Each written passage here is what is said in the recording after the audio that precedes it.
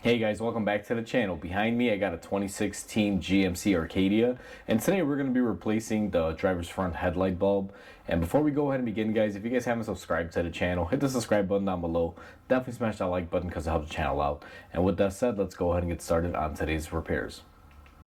First things first, guys, you got to get the car lifted and you have to remove the wheel. Now this is not necessary. You can turn the wheel in and peel the liner. However, for making your life easier and for video purposes, we are taking this front wheel off.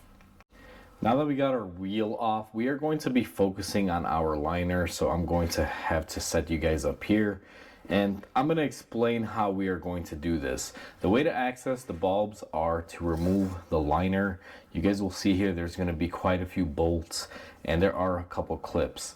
Now I'm not planning on removing the whole liner itself. You can just take off these bolts and whatever clips are right around here and you can peel it back to gain access to what you need to do. What I'm going to do is go ahead and get my Torx bit to take off this liner, and we're going to do that in the next clip. So to take off our screws, we have our T15 on our 1/4 inch gun, and we are just going to remove these like so. They shouldn't really fight you. It goes into plastic, as you guys can see.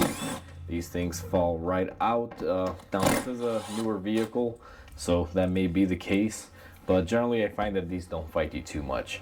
And now that we have those screws out of the way, what you want to do is simply start peeling on it and see where we're hanging up. Now this particular one, I see that we're hanging up on the bottom as well.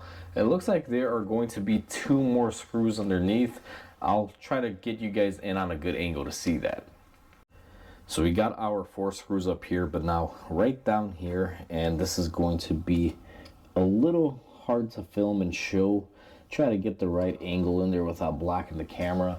But there's going to be 2 more of the T15 screws that are going to be located underneath here. So this is where our first one is. And I'm trying not to splash myself. It's a rainy day here today, and this thing's wet kind of. So we're going to go ahead and remove the 2 bottom bolts.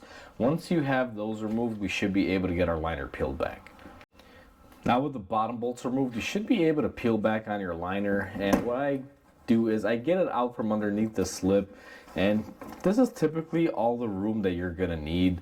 You can remove the whole thing if you like, but to be honest with you, it just makes it more difficult to reinstall it. So I just like to get this down and out of the way. I typically will fold it right behind the caliper. Now be careful, don't go crazy with it and just start bending it. Just kind of position it out of the way, just like so. And what I'm going to do is get some lighting in here and I'll show you guys where our bulb is located. So now we are looking in our opening, and if we zoom all the way up to give you guys a reference point, this is where the bumper meets the fender. You guys will see this item right up here. That is where our headlight is contained. And what you're going to want to do, and I'm going to try to do this without blocking the camera, is come in here and take off this cover. If these haven't been taken off before, sometimes they will fight you. If they came off as easy as this one did, it means someone's been in there before. Now I have replaced these bulbs on this vehicle, I want to say maybe about a year or 2 ago, and these have a tendency to really burn out because they run a daytime running light, I believe, and the low beam as well. And you know, they always burn up a filament. So now that we have our cap off, it is very difficult to show you guys because there's no way I can get in here. There is a metal frame, but let me see if some extra lighting in there can make it a little bit easier. But you guys see that opening. Now inside of there is where our bulb is contained. What I'm going to do next is just try to give you guys a quick look in there. Let me try to get the camera set up. So I'm holding the camera in my hand, and I wanted to try to give you guys a little bit of an angle in here, but it's really difficult to show you. But you guys can see our bulb is basically housed in there. Now I gotta try to get the camera angle right here. What you're gonna want to do is come in here, and you just have to spin counterclockwise. So I just rotated it that way, and what I do is try to get my fingers in there, and this part of it is very difficult, especially because I'm holding the camera. But now we get our bulb out. You guys can see our bulb came out with the wiring and everything. And what I simply like to do, if I zoom you in, see this little tab, lift up on it with your thumb, if I can get it to pop off, and go ahead and pull your bulb off, and that is your bulb in there. And like I said, these are just spinners. You guys can see they only go in one certain way, and then you spin them to lock them in place. Now that you guys saw me take it out, for the remainder of the video, what I'm going to do is keep the camera at this angle and just have you guys in a good position. So now what I'm going to do is, I got my new bulb, you guys can see right here. These are 9012 bulbs. These are a newer style. They do have a tendency to burn out quite a bit, like I mentioned earlier. I do replace these quite often on most vehicles that use them. And the way I'm going to reinstall this is going to be quite simple. Now I'm going to try to not touch the glass as much as I can, and I apologize in advance, guys, because I'm working in a very tight area. But what I'm going to do is take the connector and I'm going to plug in our light bulb, and you guys can see it's all in one. Now I'm going to try to sneak in here, and I'm going to have to block the camera here for one quick second just to kind of see what I'm doing. And we're going to put our wiring with our bulb and everything back into place. And you want to try to remember in which position the bulb came out when you removed it after you spun it in there. And what you're going to want to do is go ahead and place it in that position and go ahead, spin it and lock it down. Now I would love to show you guys this, but right behind here we have a part of the structure, which is the frame, so the camera can't go in there. I tried earlier to squeeze it in there. It's almost impossible. So I know it's going to be very difficult to show you what I did up there, but I noticed right here we have a fog light, and it's exactly the same exact style as the one above. So I'll show you guys how we did it in there. Now I'm going to disconnect my connector off of this fog light here. Hopefully this thing doesn't fight me. So I'm going to come in here with my pocket knife and release this connection.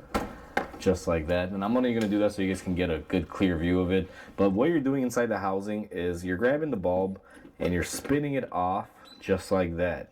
And you will see there's cutouts on this one right here. They only go in a certain way. And then when you're installing the bulb, if you remember which way it came out, now to show you an idea, if you try to put it in backwards, you guys can see it doesn't do anything. But if you line it up right about where it should be, which is right here, and then all you do is spin it into place and lock it in. That's the same exact thing that I did up top. Now the bulb up top is a 9012. This one is a H11. It's a fog light, but it's pretty easy to show you on this one. It's similar to what we did up top. Now in case I forget, I'm going to plug in this fog light again, because that bulb is not bad. I just wanted to show you guys a good example of how to do the bulb up top. Now with our bulb installed, and I would highly suggest that you guys test it before you go ahead and proceed any further. I've already tested mine, it's working great. What you're going to want to do is take your little cover that you took out of here, and what you're going to want to do is just put it back on. Now for this, what I typically do is I spin it until it catches, and once it catches, I try to lock it down to see if it's going to be in the correct position. Now I have to block the camera here for a second with my arm because it's all tight spacing, but right there my cap is locked into place. And once you do that step, you're pretty much done with the bulb. Now we just got to reinstall our fender liner. So everything is in place. What we're going to do is gently take our fender liner and line it back up where it should go. Make sure you roll the little part that came out from a top of the fender back over the lip of the fender so it stays secure, and you guys will see it stays pretty much in place. And what you're going to do next is just take your hardware, and this is pretty self-explanatory, guys, but I'll show you guys right here. I tend to line up all of my bolts, get them into place. You never want to tighten, let's say, the first one that you put on, because sometimes this liner has to shift and move to line up the rest. Now in this car, it's actually pretty easy. These are not that bad. Even removing this, I know it sucks to do it, but the process is actually not horrible. Now that I got those four lined up, what I'm gonna do, and I'm just gonna angle down the camera here so you guys can see, is I'm gonna go ahead and just put my bottom bolts in as well. and just get them threaded in by hand. These go into a J-hook style nut. They don't require a lot of torque, but you can easily cross thread them, so just be very gentle with them. So that one is tightened up. Now we're gonna do our second bottom one, and that is nice and tight. And once you get your two bottom ones, these top ones, once you line them up, you are good to go. You should just be able to get in there and just lightly get them put into place.